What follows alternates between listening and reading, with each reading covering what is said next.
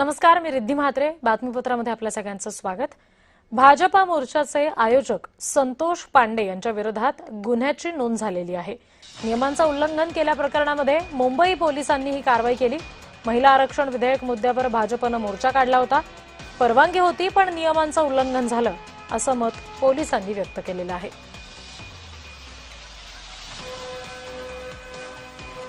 प्रतिनिधी ज्योत्स्ना गंगणे या संदर्भात आपल्याला आणखी तपशील देत आहेत. ज्योत्स्ना.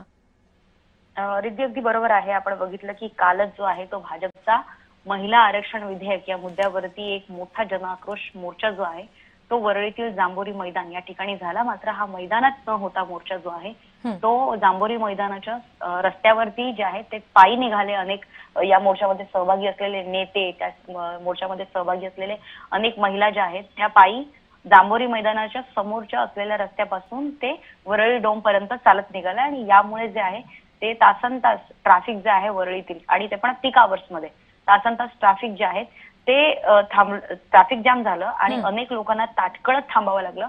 आणि याच मुद्द्याला घेऊन जे आहे ती एक महिला सुद्धा जी आहे ती या सर्व मोर्चेकऱ्यांवरती जे आहे ते भडकली होती आणि तिने सुद्धा मंत्री गिरीश महाजनांपासून पोलिसांपर्यंत सर्वांना जाब जो आहे तो विचारला. या संपूर्ण मोर्चाला परवानगी होती का, तर या संपूर्ण मोर्चाला मुंबई पोलिसांकडनं परवानगी देण्यात आलेली होती. मात्र या मोर्चाला जी परवानगी देण्यात आली होती त्यामध्ये काही नियम आणि अटी शर्ती सुद्धा घातल्या होत्या. त्या नियम आणि अटी शर्तींचं उल्लंघन झाल्याचं पोलिसांच्या लक्षात आलेलं आहे आणि त्याच अनुषंगाने मुंबई पोलीस जे आहे ते या मोर्चामध्ये नेमक्या कोणकोणत्या नियम आणि अटींचं उल्लंघन झालेलं आहे या संदर्भात अधिक तपास करत आहेत. सीसीटीव्ही फुटेज सुद्धा तपासत आहेत. मात्र या संपूर्ण मोर्चा संदर्भात ज्यांनी आयोजन केलं होतं ते संजय पांडे यांच्या विरोधात वरळी पोलीस स्टेशनमध्ये आता गुन्हा दाखल झाला आहे.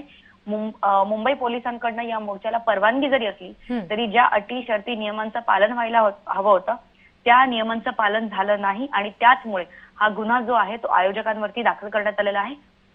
भाजपचेच पदाधिकारी असलेले संजय पांडे यांच्या विरोधात मुंबई पोलिसांनी आता हा गुन्हा दाखल केलेला आहे. याच्यामध्ये आतापर्यंत संजय पांडे यांचंच नाव समोर येत आहे. याच्यामध्ये आणखीन इतरांची नावं समोर येतील का याकडे सर्वांचं लक्ष असेल. निश्चित. ज्योत्स्ना, असं तुम्ही म्हणताय की आयोजकांवर गुन्हा दाखल झालेला आहे, संतोष पांडे असं त्यांचं नाव आहे, तर त्यांनी या सगळ्या संदर्भात काही प्रतिक्रिया दिलेली आहे का, तर त्यांचं याबाबत काय म्हणणं आहे? अद्याप भाजपकडनं जे आहे ते या संदर्भात कोणतीही प्रतिक्रिया जी आहे ती स्टेटमेंट जारी केलेलं नाहीये भाजपकडनं. मात्र जे संजय पांडे त्यांच्याकडनं जे आहेत अद्याप कोणतंही स्टेटमेंट संजय पांडे जे आयोजक होते त्यांच्याकडनं सुद्धा कोणतंही वक्तव्य आतापर्यंत अजून आलेलं नाहीये. मात्र या मोर्चामध्ये म्हणजे जेव्हा कोणताही मोर्चा असतो तेव्हा थोडेफार नियम चं उल्लंघन होण्याची शक्यता असते. मात्र ज्या प्रकारे तासनतास ट्रॅफिक जाम झाला आणि त्याचबरोबर पीक आवर्स मध्ये म्हणजे जेव्हा एक नोकरदार वर्ग जो आहे तो घराकडे परतत असतो, शाळा सुटलेल्या असतात, अशा परिस्थितीमध्ये रस्त्यावरती जर शेकडोच्या संख्येनं एखाद्या मुद्द्याला घेऊन जर सामान्य लोकांची अडवणूक करत जर कुठलाही पक्ष मोर्चा काढत असेल किंवा कुठल्याही मुद्द्यावरती कोणताही राजकीय पक्ष जर मोर्चा काढत असेल तर त्याला पूर्वपरवानगीशिवाय असे मोर्चे निघत नाही. मात्र ज्याच्यामध्ये नियमांचं उल्लंघन का झालं नाही, सत्तेमध्ये असलेला पक्ष सत्ता विरोधकांच्या विरोधात जे आहे तर रस्त्यावरती उतरतो आणि त्यात नियमांचं सुद्धा उल्लंघन करतो. अशा वेळेस नेमका सामान्य माणसाला किती याचा नाहक त्रास सहन करावा लागतो, अशा प्रकारचा सवाल आता संतप्त सामान्य नागरिक सुद्धा विचारतात. मात्र भाजपकडनं आता या संदर्भात नेमकी काय भूमिका घेतली जाईल याकडे सर्वांचं लक्ष असेल. आणि रिद्धी, सर्वात महत्त्वाचं म्हणजे गृहमंत्री जे आहेत ते मुख्यमंत्री देवेंद्र फडणवीसच आहेत. त्यामुळे आता मुख्यमंत्री याच्याबद्दल काय बोलतील याकडे अगदी निश्चित. आणि त्याच्यामुळे या पुढचे तपशील सुद्धा याबाबतचे तुमच्याकडून घेऊ. सध्या धन्यवाद ज्योत्स्ना दिलेल्या माहितीसाठी.